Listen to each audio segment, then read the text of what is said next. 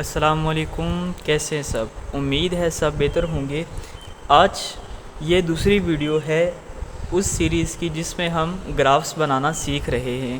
Graph बनाने से पहले मैंने एक पूरी वीडियो अपलोड की है जिसमें मैंने ट्रिक्स एंड टिप्स बताई हैं कि ग्राफ बनाते हुए कौन कौन सी चीज़ों का ख्याल रखा जाता है। अगर आपने ये वीडियो देखी है, इससे पहले आप दूसरी वीडियो देख लें। इससे ये होगा कि आपको ये वीडियो बहुत अच्छी समझ आ जाएगी। वो वीडियो देखेंगे तो ये वीडियो आपके लिए बहुत आसान हो जाएगी। हम आगाज़ करते हैं। ये हमारे पास पास्ट ईयर पेपर पड़ा हुआ है। क्वेश्चन नंबर 7, इसके 2 पार्ट होते हैं। इसमें से हमने कोई एक करना होता है, या ए और या बी। इस वीडियो में हम इसके 2 पार्ट करेंगे ताकि हमारी प्रैक्टिस हो सके, और इससे ये होगा कि हमें पास्ट ईयर पेपर का समझ भी आ जाएगी कि ग्राफ्स कैसे आते हैं और कैसे बनते हैं। इसमें देखें तो फोर्स डाइन्स में है और एक्स सेंटीमीटर में, यानी कि एक्स हमारे पास लेंथ है। एक्स हमारे पास एक्स हमारे पास इंडिपेंडेंट और वाई हमारे पास, यानी फोर्स हमारे पास डिपेंडेंट वैल्यू आएगी। इसमें आप फ़र्क देखें सेंटीमीटर में तो 2, 4, 6, 8, 10 कितना फ़र्क आ रहा है, 2 सेंटीमीटर का। तो जो 2 सेंटीमीटर का डिफरेंस आ रहा है वो हम 1 बिग डिवीजन को दे देते हैं, यानी कि along X axis 1 big division is equal to 2 centimetre, और 1 स्मॉल डिवीजन कितनी हो जाएगी, 0.2 सेंटीमीटर। ठीक हो गया जनाब। अब इसके बाद हम फोर्स देख लेते हैं।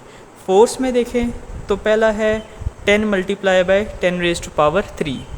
दूसरा देखें तो 15 multiply by 10 raise to power 3। फिर 20, 25 और 30 कितना फ़र्क आ रहा है, ये डिफरेंस है 5 multiply by 10 raise to power 3 का, यानी कि 10 multiply by 10 raise to power 3।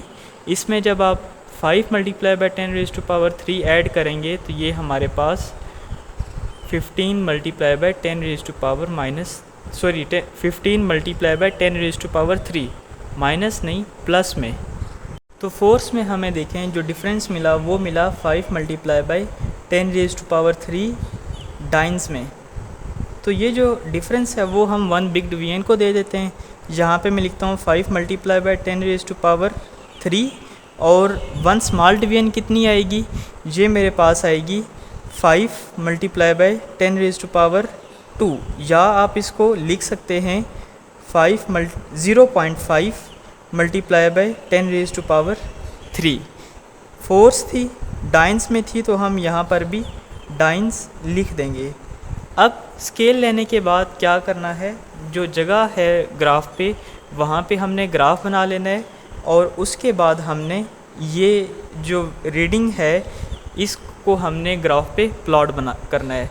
मैं ये जो रीडिंग है ये इससे पहले ग्राफ बना लूँ, फिर मैं आपको बताता हूँ कि रीडिंग प्लॉट कैसे होगी। जैसा कि हमने स्केल पहले सेलेक्ट कर लिया था, एक्स एक्सिस पर हमने 2 सेंटीमीटर का फ़र्क रखा था, और वाई एक्सिस में हमने 5 multiply by 10 raise to power 5 का गैप रखा था बिग डिवीजन के लिए। अब मैं क्या करता हूँ, ये मैं आपको रीडिंग्स प्लॉट करके दिखाता हूँ। देखिए 2 पे लिखा हुआ है 10 multiply by 10 raise to power 3, तो यहाँ से 2 देख लें, और यहाँ से देखें तो ये लिखा हुआ है 10 multiply by 10 raise to power 3। तो मैं यहाँ पे पहली रीडिंग का पॉइंट लगा दूँगा कि ये रीडिंग यहाँ पे प्लॉट होती है। दूसरी देखें तो 15 पर कितना है, 4 पे देखें तो 15, इसी तरह से 4 पे देखें तो 15 आ गया। 6 पे देखेंगे तो 20 multiply by 10 raise to power -3। 8 पर देखेंगे तो 25 multiply by 10 raise to power 3, और 10 पर देखेंगे तो 30 multiply by 10 raise to power 3। तो ये मेरे पास यहाँ पे ये वैल्यू बन गई। अब क्या करना है कि हमने देखिए शुरू यहाँ से हुआ था, यहाँ तक इसको लेके नहीं जाना। जहाँ से हमने रीडिंग शुरू की है और जहाँ तक ख़त्म हुई है, इनको हमने आपस में मीट कर लेना है। ये देखें, ये मैंने पॉइंट्स को आपस में मीट कर लिया और ये हमारा ग्राफ मुकम्मल हो गया। एक प्रैक्टिस हमने ये कर ली। अब हम दूसरा ग्राफ देखते हैं कि ये जो r और 1/v है इसके दरमियान क्या स्केल रखने होगा, 1 बिग डिवीजन 1 स्मॉल डिवीजन की क्या वैल्यू आएगी और ये ग्राफ कैसे बनेगा। ये हमारे पास नेक्स्ट ग्राफ आ जाता है, चौथा ग्राफ। अब हमने इस रीडिंग को देखना है। इसमें हमारे पास R रेजिस्टेंस है और 1/v वोल्ट इन्वर्स है। इसमें R हमारे पास x एक्सिस पे आएगा और 1/v हमारे पास y एक्सिस में आएगा। R में आप डिफरेंस देखें तो कितना आ रहा है, 500, 900, 1300, 1700 और 2100 ओहम में। तो मुझे ये पता चल गया कि जो डिफरेंस है वो है 400 ओहम का। अब 1/v में अगर आप डिफरेंस देखें तो ये है जी 0.38, 0.42, 0.46, 0.50, 0.54। जहाँ जो डिफरेंस है वो है 0.4 का वोल्ट्स इन्वर्स। ठीक हो गया जनाब। अब जो 400 है इसको मैं x एक्सिस के अलॉन्ग 1 बिग डिवीजन को वैल्यू दे देता हूँ कि 1 बिग डिवीजन की वैल्यू 400 ओहम है और 1 स्मॉल डिवीजन की वैल्यू 40 ओहम है। इसी तरह y एक्सिस पर 1 बिग डिवीजन की वैल्यू 0.4 वोल्ट्स इन्वर्स है और 1 स्मॉल डिवीजन की वैल्यू 0.04 वोल्ट्स इन्वर्स वैल्यू है। मैंने स्केल ले लिया। अब मैं जो ग्राफ है ग्राफ बना लेता हूँ और y एक्सिस और x एक्सिस पे वैल्यूज़ लिख लेता हूँ। फिर हम ये देखते हैं कि हमने ग्राफ को प्लॉट कैसे करना है। जी तो ये देखें मैंने ग्राफ बना लिया। ये x एक्सिस पे रेजिस्टेंस हमने ओहम में लिख ली और y एक्सिस पर हमने 1/v लिख लिया और ये वोल्ट्स इन्वर्स में है। जैसा कि मैंने x एक्सिस पर 400 का डिफरेंस रखा था, पहले यहाँ पर देखें तो 500, फिर 900, 1300, 1500, 1300, 1700 और 2100 x एक्सिस पे ये आ गया।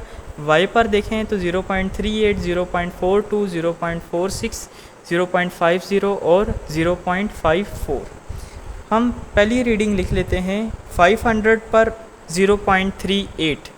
तो ये देखें यहाँ पे 500 भी है और 0.38। एक्चुअली ये जो मैंने लिखा है इसका मतलब ये है कि 500 x एक्सिस की वैल्यू है और 0.38 y एक्सिस की वैल्यू है। वो हमारे पास ओरिजिन पे ही आ गए। इसके बाद देखें तो 900 पर आपने 0.42 लगा देना है, 900 पर 0.42, 1300 पर 0.46, 1700 पर 0.50 और 2100 पर 0.54। ये देखें हमने विद इन 2-3 मिनट पूरा ग्राफ मुकम्मल कर लिया। इसमें जो टेक्निक है वो यही है कि आपने स्केल कैसे लेना है। अगर आप स्केल कोई ले लें जी 0.10 का ले लें या 0.56 का ले लें तो वो फिर आप यहाँ से वैल्यूज़ ही ढूंढते रहेंगे कि मेरे पास 0.42 किधर आता है, 0.46 किधर आता है। आपको वैल्यूज़ ढूंढनी पड़ेंगी। तो इस तरह देखें हमें कोई वैल्यू ढूंढनी नहीं पड़ी क्योंकि हमने जो डिफरेंस है वो हमने 1 बिग डिवीजन को दे दी है। यही जो छोटी छोटी टिप्स एंड ट्रिक्स हैं ये हमारे ग्राफ को बहुत आसान बना देती हैं। अब क्या करना है कि ये जो हमने पॉइंट्स लगाए हैं इनको आपस में मीट कर लेना है। ये जनाब हमारे पास 5 नंबर का प्रैक्टिकल ग्राफ के हवाले से क्वेश्चन नंबर 5 देखें, सॉरी क्वेश्चन नंबर 7 देखें। ये 5 नंबर, ये हमारे 5 नंबर मुकम्मल हो गए। 2 नंबर स्केल बनाने के और 3 नंबर इस ग्राफ बनाने के। BD आप मत लिखिएगा, ये है बिग डिवीजन, और SD ना लिखिएगा, ये है स्मॉल डिवीजन। तो उम्मीद है कि आपको आज की वीडियो समझ आ गई होगी। अगर आपको ये वीडियो अच्छी लगी है तो मेरे चैनल को सब्सक्राइब कर दें। अगर आपने सब्सक्राइब कर दिया है तो बहुत बहुत शुक्रिया, और अगर नहीं किया तो बराह करम मेरा चैनल सब्सक्राइब करें और अपने दोस्तों रिश्तेदारों को भी शेयर करें और अपने उन दोस्तों को भी शेयर करें जिनका अभी प्रैक्टिकल होना है या जिनका अभी प्रैक्टिकल हो रहा है। ये आपको 9th 10th 11 12 FSC BSc हर पॉइंट पर ग्राफ्स की ज़रूरत पेश आती है, तो ये उन दोस्तों को भी ज़रूर शेयर करें। तो अपना ख्याल रखिएगा और नेक्स्ट वीडियो का वेट कीजिएगा। तो मिलते हैं आपके साथ नेक्स्ट वीडियो में, तब तक के लिए अल्लाह हाफ़िज़।